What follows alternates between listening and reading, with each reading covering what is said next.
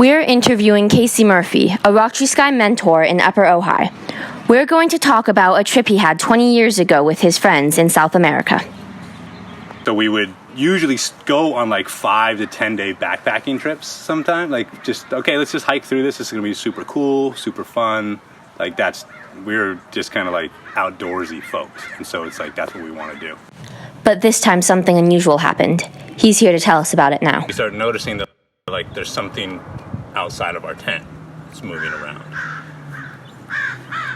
We say like, oh, it's got to be the donkey. Like, what else is out here? It's got to be this donkey just like sniffing around or whatever. And at one point in the night, we see the shadow from the moonlight on our tent. We see, or the light casting from the tent, we could see this thing coming closer to the tent, like this big mass. And then something starts, it's like the nose is pushing in on the tent, right?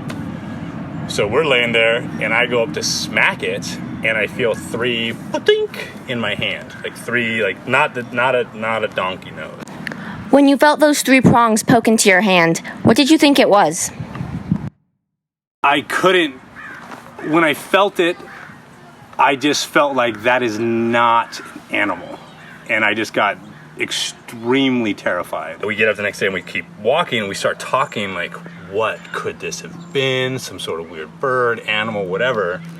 Nothing happens the next night, and then when we get to the village, the next little town, we start talking to some people about like what happened, and then they tell the story of a few years ago how they found the bodies of either, I think it was 2, it might have been 3 Northern European travelers, like chopped up and stacked up in a cave kind of near the area that we were on the trail. Now obviously the cave was off the trail. Casey was unsure, but his friends convinced him otherwise. Bryce and Marcia. Bryce is my best friend who's very fluent in Spanish. Marcia is fluent in her Chilean indigenous language. I have no idea if they were similar. But she looked absolutely terrified. I thought they were messing with us. After Bryce was speaking to them a little bit too, he was like, this doesn't sound fake. And then when we got back to a bigger village, you could actually, like, we found like the news reports of something happening a few years ago in that area. So that was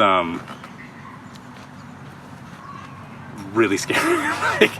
Yeah, really, to think that there could have been somebody out there who has killed a human before, like committed murder, is pretty freaky. Mm-hmm. Like pretty freaky.